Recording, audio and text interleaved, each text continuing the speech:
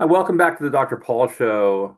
So I have Jennifer Disney back on. We kind of ran out of time last time, so we want to kind of continue where we were at.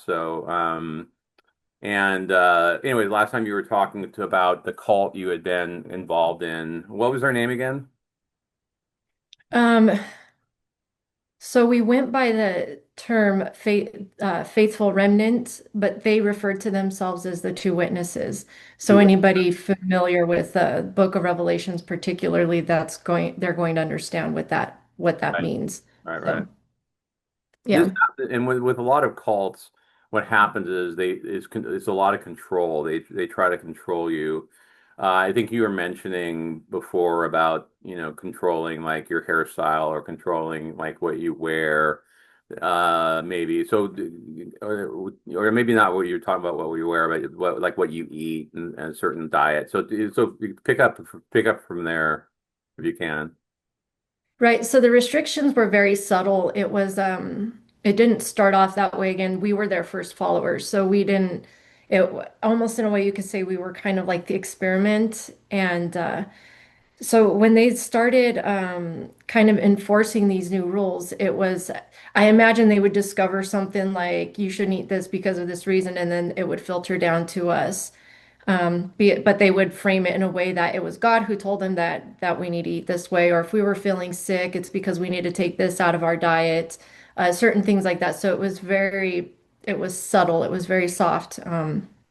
But eventually, uh, everything was controlled from purchases that we made to the way we dressed was very specific and almost androgynous.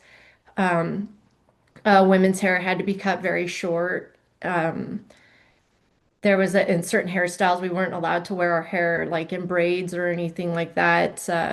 The food we were eating by the time before I had been excommunicated, we were eating very kind of bland foods, rice, chicken, and veggies. That was pretty much. We learned a lot of ways to cook those. Let's just put it that way.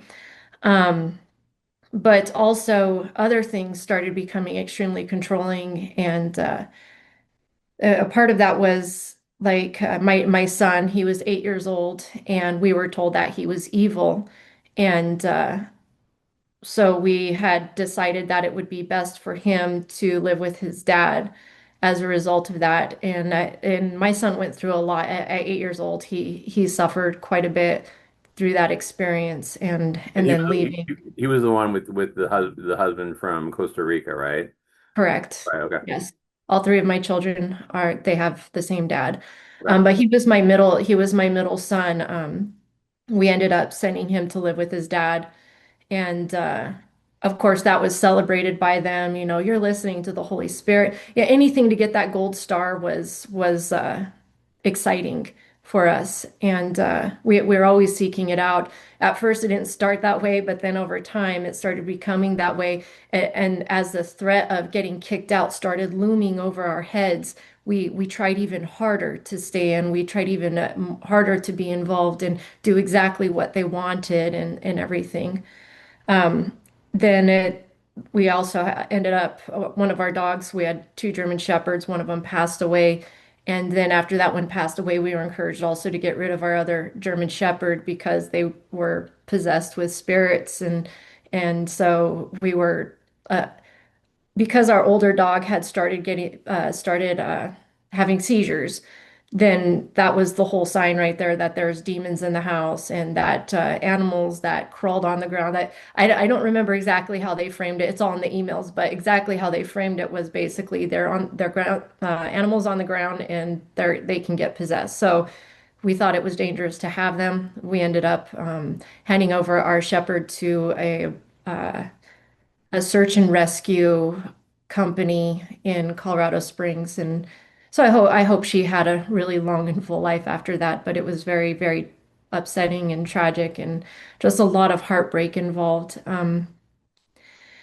They ended up they ended up divorcing us. They married us and then ended up divorcing us after about, I want to say it was about a year and a half of I'm sorry, about 2 years.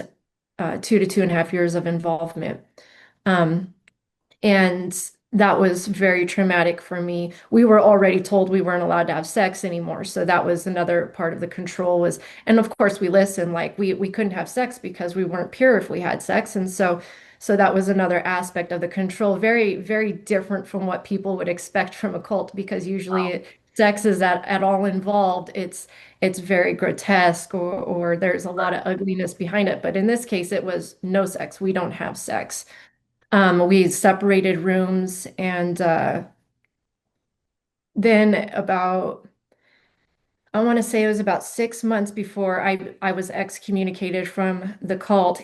My partner at the time, we still lived together, even though we were not technically married by them. I believe they had already divorced us, but we still lived together, and he left to Canada to go meet them.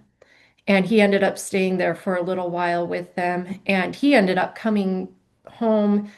um, I guess he had basically gotten in trouble with them, and so he was now fighting for his way back into the cult, into the organization. He ended up finding his way back in. My daughter also, even at the young age of about 11 years old, ended up getting excommunicated, or what they referred to at that time. First, there was the mark of the beast, which I'm sure a lot of religious people are familiar with. Then it followed with the mark of Cain, which my daughter ended up receiving. And then she had to fight her way back on. And she was worried because she knew what happened with her brother. Just a whole lot of just psychological control. It was pretty awful. Hmm. So in July of 2016, I was excommunicated, and I didn't know why. I didn't understand what I'd done wrong. I've gone through the emails to try to piece it together, like what did I do to end up here, getting kicked out. But at the time, it was definitely because I did something wrong. I just didn't understand it. And I ended up moving out of the home as a result of that, and I was homeless, and I was living at a KOA campground and in a tent.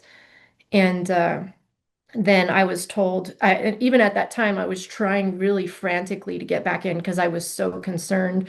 I didn't know how to live outside of it at this point. Being so deeply controlled, I was afraid. I didn't know what to do. I had no friends, no family. I hadn't had communication with them in years. Nobody knew where I was. Um, How long were you with them at that point? we had been heavily involved for it had been over 3 years at that point. Yeah, okay. Yes, and we had already moved. Nobody knew where I lived or anything like that.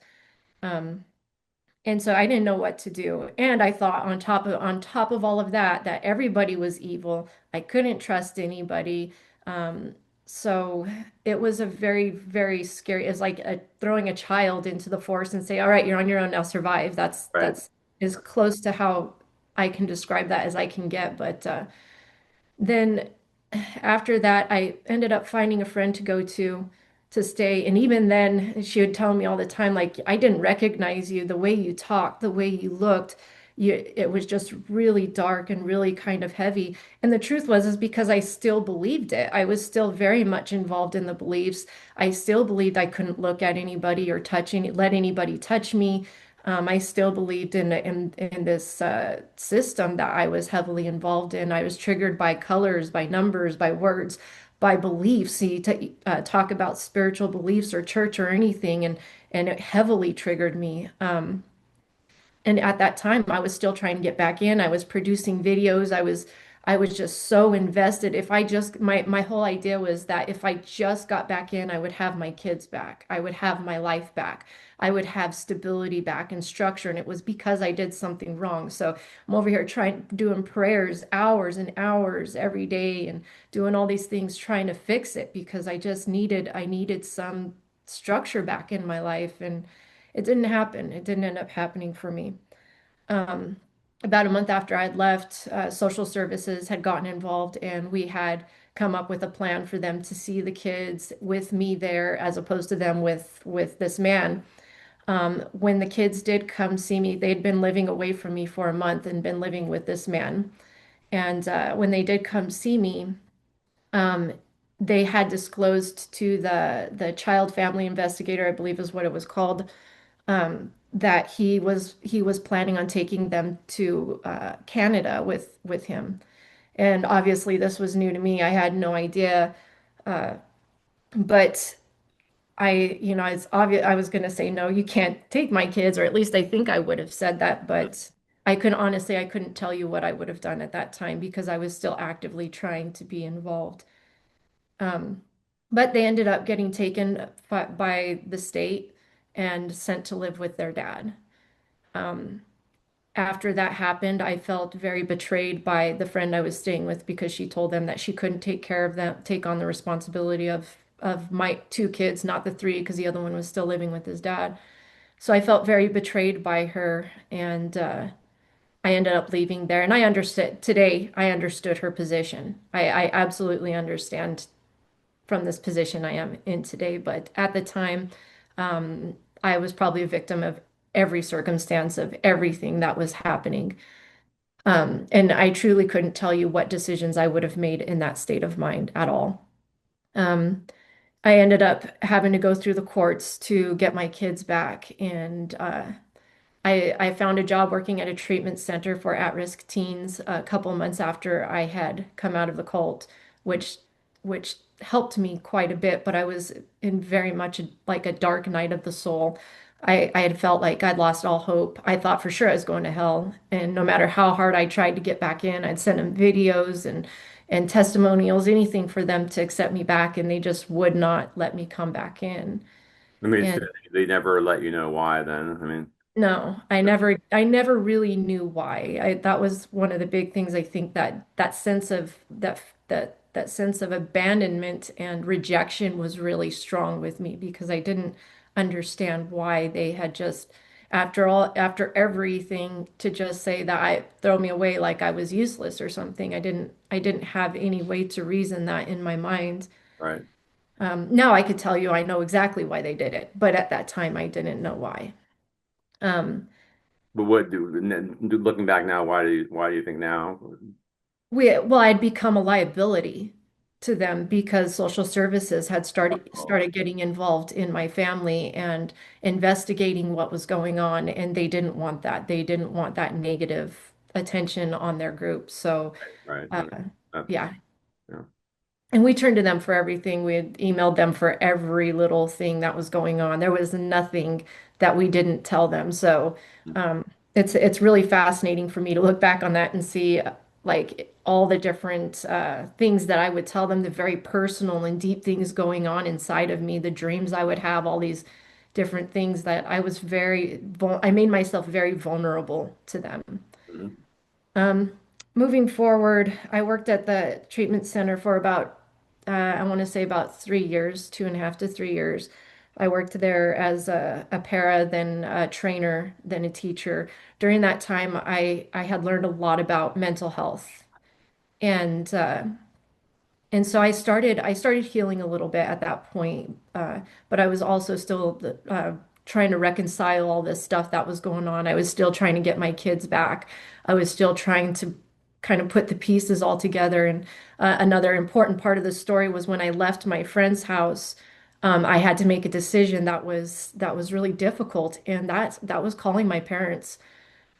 I never thought in a million years I'd ever call my parents for any help at all. And that time I had to make that call. I had nowhere else to go. And I had after having turned my dad in for the sexual abuse and knowing all that stuff that had happened, I had no idea how they were going to respond to me asking them for help.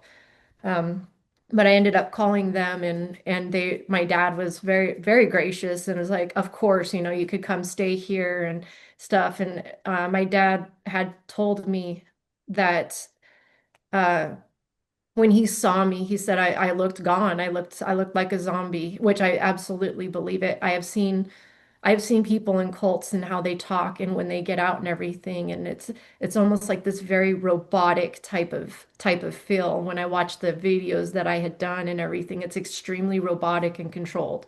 Very, very different from who I am Right. today. Right. But that was the kind of person that he saw, and he told me very specifically that I didn't think there was going to be any hope for you. And that's coming from my dad and this horrible history that he had and everything that he couldn't imagine how I ended up in that position or even how to help me. Mm, Um, but I started getting back involved in some of the things I loved, like music. I started playing music and I started trying to build connections with people, even though I constantly had this ugliness, this darkness hanging over my mind all the time. I was constantly triggered throughout the whole day. Colors, like I said, colors, numbers, words, things people would say because I became very good at words and understanding words and language because that's what was used to manipulate me. And so over time, I started figuring out what I could not say. What I could say and what I could not say because I didn't want a negative response. I was always afraid mm, of the responses that I would get. So I started figuring out how he was using the words that I was saying in order to manipulate me. And I think he started getting angry too at me because I was very careful with how I started framing how I spoke to him. But I that also became very difficult for me because then I'm always listening. I'm always listening to what somebody might say. Like it's the difference between saying I am angry versus I feel angry. One is the embodiment of anger. The other one is a fleeting emotion that will go away over time. And so it's something as small as that I would just pick up on all the time, all the time. Um, I don't regret it. I tell people it's my new superpower, but it sometimes it's difficult to constantly be in that mindset all the time, and you can't undo it, you know.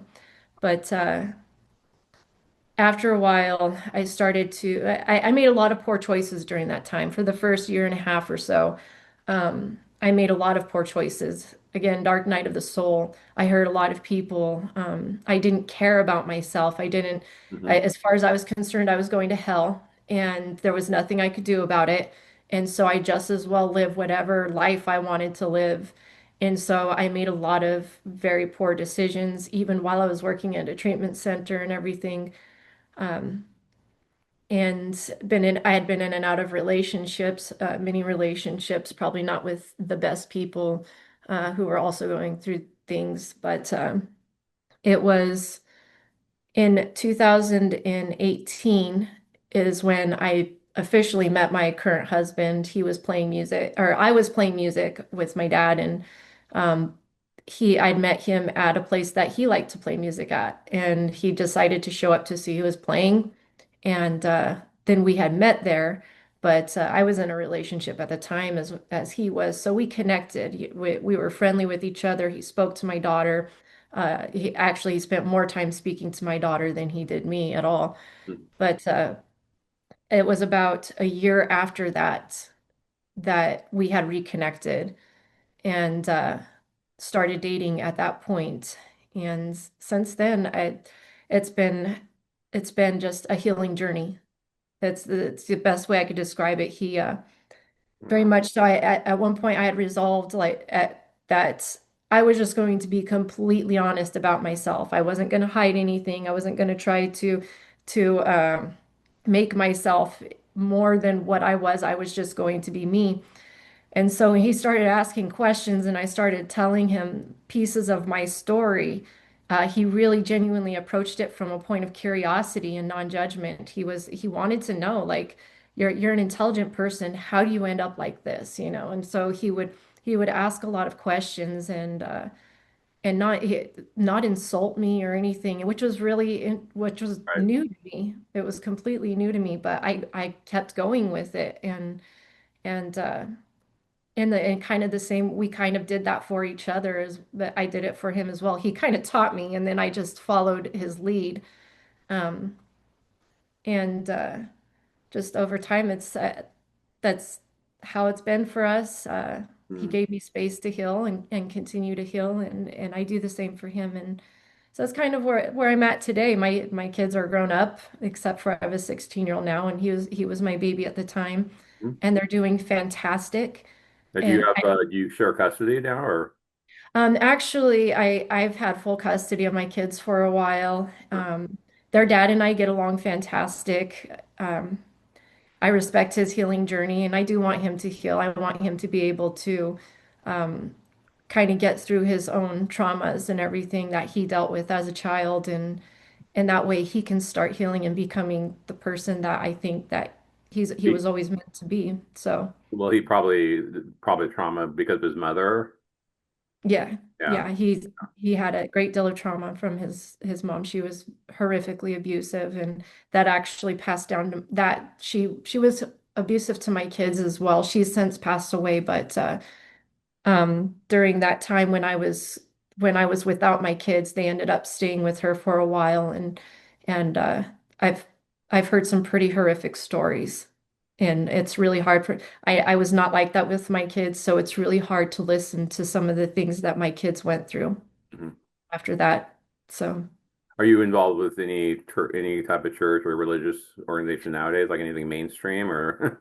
No, actually, so I do want to begin spiritual life coaching, and part of my platform is helping people develop spiritual autonomy so they can't be controlled by Right. people that they could find what they need within themselves. They don't need to go out and search for it, you know. If you want to have fellowship or whatever, that's great, but don't take everything at face value. Have a mind of your own, have know that everything you need is already there. Tell me about you. You mentioned mental health journey. Tell me about that and how you have addressed that, or if you see someone for that.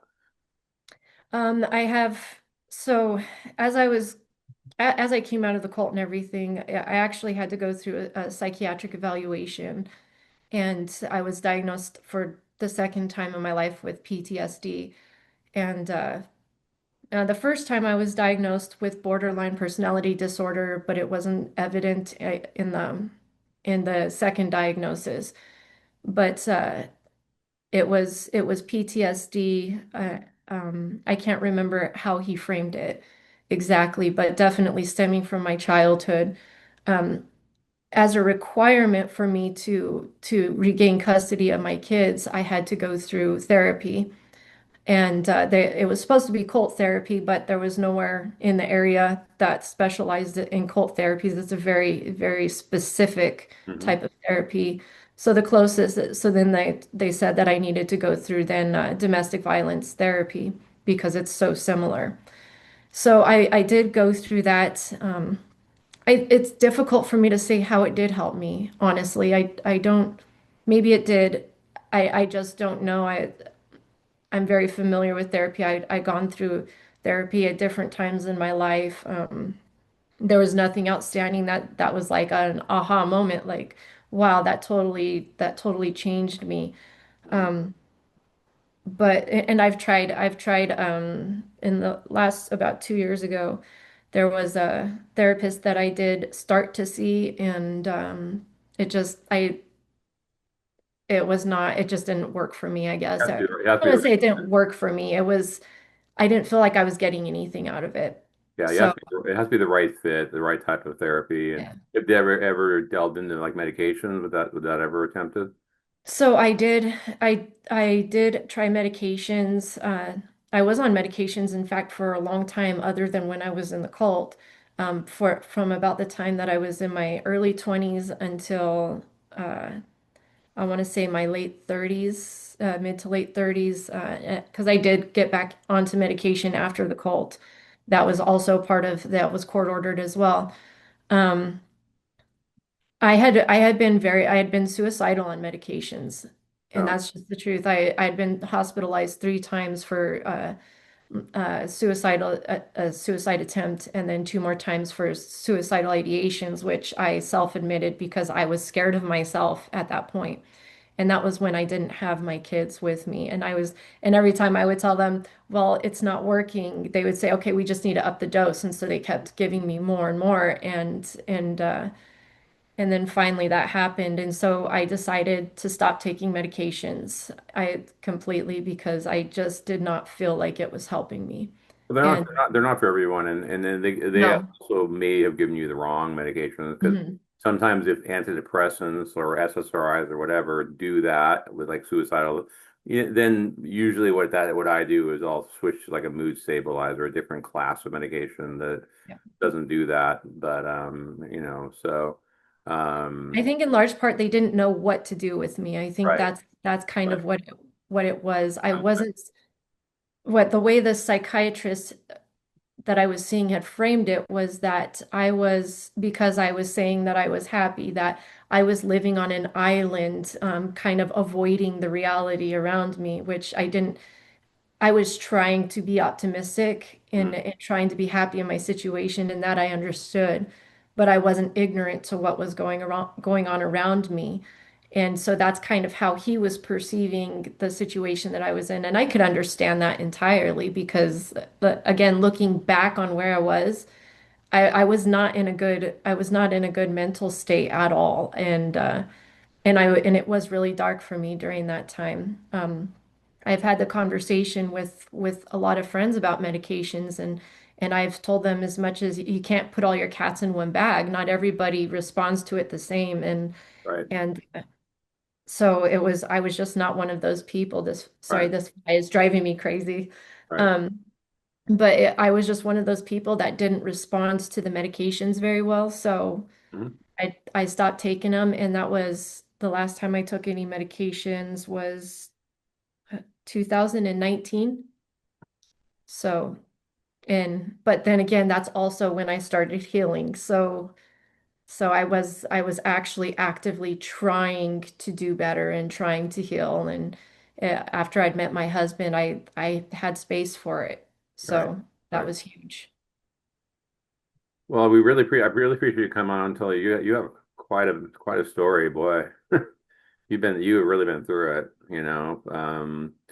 But I'm glad you got through it, and now you're with a good guy, and now you're trying to build your life back again. But I had other patients that involved with cults, and yeah, it can be pretty damaging. But thankfully, you've gotten past that, and realize, okay, I'm not going to hell. I'm, I can, I don't have to restrict like the length of my hair, what I can buy, and once you kind of, I love having long hair again. yeah, I love feeling this autonomy again.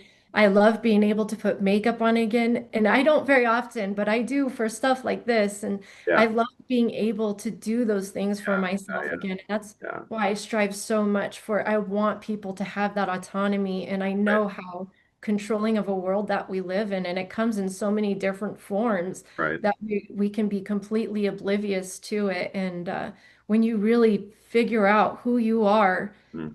then it just everything else kind of shatters around you and your worth explodes. You learn how to love yourself. You learn how to be this person that you were always meant to be, that you are worthy of having a long and good and happy life. You just have to believe it.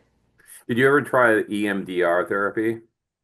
I have wanted to, and I have in fact, it was just a few years ago that I had reached out to the therapist or reached out through the therapist that I was seeing and tried to connect with somebody for that, but I couldn't find anybody that You was search it able. out because it's the most effective therapy for PTSD. I've heard. And so, yeah, that's the number one recommended type of therapy. So it's something that, you might want to look into. And you can find it if you just look it up and, you know, EMDR therapist in my area, whatever. You can probably look it up and see. But that might be helpful. So, but anyways, I've I've thank you. heard nothing but great things about it. So, and I Yeah, do want to be clear that right. the way people are treated for PTSD and other mental health disorders varies from one person to the next. I am Absolutely. a strong advocate in doing what you have to do, what's best for you in order for you to have a stable life, enough at least so that you can heal. Right. So Right. that's what I always want to put out there and make sure that everybody understands that and that you are worthy. Right. Well, thanks, Jennifer. I really appreciate that. And I think a lot of people are going to really learn a lot from this, and I hope it'll help them too. So thanks for coming on. Absolutely. Thank you for this opportunity. I All right, appreciate it. Jennifer. Talk soon. All right.